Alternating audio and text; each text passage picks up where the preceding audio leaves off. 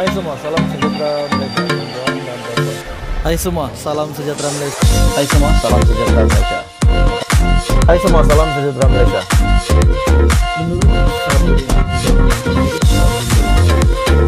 Hai semua, salam sejahtera Malaysia, tuan-tuan dan puan-puan. Hai semua, salam sejahtera Malaysia, tuan-tuan dan puan-puan serta saudara-saudari dan semua penonton yang saya amat hormati. Hari ini satu pendedahan daripada Mukris Mahathir, anak lelaki kepada bekas Perdana Menteri Mahathir Mohamad. Tun Mahathir, seperti yang kita tahu, beliau telah meletakkan jawatan daripada Parti Pejuang. Namun, sebab sebenarnya ramai yang belum tahu, ramai yang tidak tahu, ataupun ada ahli politik yang lain buat tak tahu. Hari ini pendedahan daripada Mukris Mahathir sangat mengejutkan, di mana Tun Mahathir Mohamad yang meletakkan jawatan daripada Parti Pejuang, namun masih lagi menjadi pengerusi gerakan tanah air. Ada yang menyatakan bahwa Tun Mahathir letak jawatan pejuang disebabkan oleh pejuang yang ingin mempertimbangkan keanggotaan mereka bersama dengan gerakan tanah air. Adakah maksudnya pejuang ataupun pimpinan Mukris Mahathir ataupun ahli-ahli dalam pejuang tidak mahu bersama dengan Tun Mahathir dan mahu keluar keanggotaan daripada gerakan tanah air? Dan ini faktor yang menyebabkan Mahathir Mohamad meletakkan jawatan daripada Parti Pejuang. Akhirnya Mukris Mahathir mendedahkan sesuatu. Sebelum saya meneruskan, saya meminta kerjasama jasa baik Anda semua untuk tekan butang like, share video ini supaya ramai yang tahu, dan tekan butang subscribe.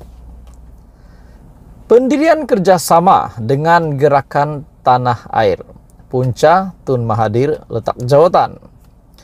Presiden Parti Pejuang Tanah Air, Pejuang Datuk Seri Mukris Mahathir telah mendedahkan mengenai punca sebenar peletakan jawatan oleh Tun Dr. Mahathir Mohamad sebagai pengerusi parti itu pada Disember tahun lepas.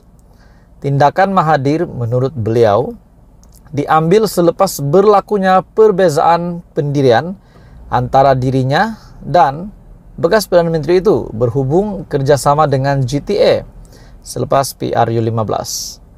Adakah memang benar Mukris Mahathir dan Mahathir tidak lagi sehaluan untuk sama-sama berjuang di dalam gerakan tanah air? Adakah benar memang Mukris Mahathir tidak mahu pejuang untuk menjadi anggota di dalam gerakan tanah air dan menyebabkan Mahathir meletak jawatan di dalam pejuang? Selepas PRU15 yang menyaksikan pejuang dan gerakan tanah air memang hilang uang deposit dan kalah teruk di semua kerusi yang ditandingi. Mesej saya terima daripada ahli, kita mencadangkan supaya kita pertimbangkan semula hubungan dengan gerakan tanah air.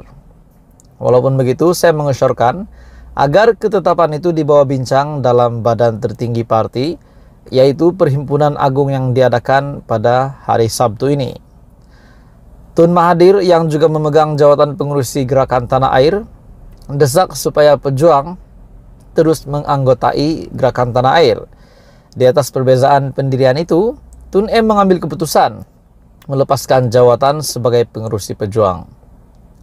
Dalam hal itu, dalam perkembangan yang lain, Datuk Seri Anwar Ibrahim ada membuat satu kenyataan juga berkenaan dengan hubungannya dengan bekas Perdana Menteri itu, yaitu Tun Mahathir, di mana Datuk Seri Anwar Ibrahim berkata beliau tidak ada masalah dengan Mahathir, tidak mahu meneruskan lagi permusuhan dengan Mahathir. Bahkan sekiranya Mahathir banyak kerena, banyak celote dan sebagainya mengutuk Anwar, Datuk Seri Anwar Ibrahim tidak mempedulikan itu. Bahkan beliau fokus untuk kerja sebagai Perdana Menteri, tugas-tugas sebagai Perdana Menteri. Karena itulah yang paling penting, menjadi keutamaan Datuk Seri Anwar Ibrahim. Namun hubungannya dengan Mahathir pula, menurut Anwar, beliau tidak ada masalah dan tidak mahu meneruskan permusuhan di antara Mahathir dan juga Anwar. Jadi apa komen Anda?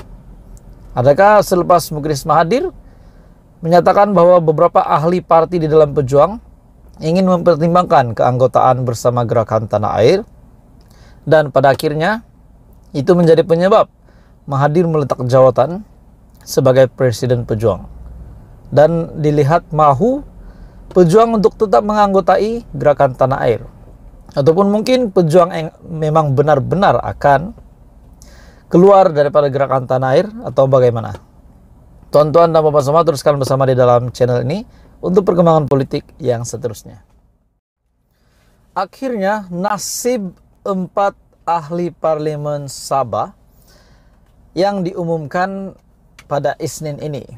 Penentuan kepada 4 ahli parlemen Sabah, di mana Bersatu termasuklah pengurusi Presiden Bersatu sendiri, Tan Sri Muhyiddin Yassin, telah mendakwa bahwa kursi mereka tidak boleh dikosongkan. Dan sekiranya mereka mahu bersama JRS, mereka benar-benar kena kosongkan kursi. Maksudnya akan ada 4 lagi pilihan raya kecil diadakan. Banyak betul lah pilihan raya. Sedangkan baru-baru ini Kuli yang juga ada memfilekan petition untuk Parlemen Gua Musang untuk pembatalan keputusan pilihan raya umum ke-15 untuk Parlemen Gua Musang. Takkanlah sana pun nak ada PRK, di Sabah pun nak ada 4 lagi PRK. Kalau benar-benar 4 ahli parlemen Bersatu ini, ataupun 4 ahli parlemen JRS ini, yang dimana mereka mendakwa mereka memang bertanding di bawah logo JRS. Namun Bersatu mendakwa mereka bertanding masih lagi sebagai Bersatu bukan JRS. Dan pada akhirnya nasib keempat ahli parlemen Sabah ini akan ditentukan pada hari Isnin ini. Nasib 4 ahli parlemen Sabah sama ada perlu mengosongkan kursi atau sebaliknya selepas keluar Bersatu akan diumumkan pada Isnin. Yang Dipertua Dewan Rakyat Datuk Johari Abdul berkata pihaknya sudah membuat keputusan berhubung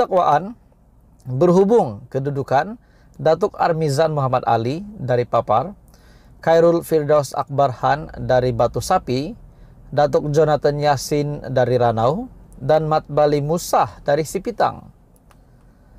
Bagaimanapun beliau berkata, pemakluman rasmi kepada semua 4 ahli parlemen yang kekal bersama Gabungan Rakyat Sabah hanya akan diumumkan pada Isnin. Isnin ini saya akan beritahu keputusan dan ketetapan apa jadi pada mereka. Saya sudah dapat semua maklumat dan akan keluarkan surat kepada mereka. Tunggulah Isnin, saya tidak boleh beritahu mereka yang perlu tahu dahulu, katanya. Awal Desember lalu, pengurusi JRS Datuk Sri Haji Jinor mengumumkan pemimpin Bersatu Sabah membuat keputusan sebulat suara untuk keluar daripada parti itu, namun kekal di bawah Gabungan Rakyat Sabah ataupun JRS.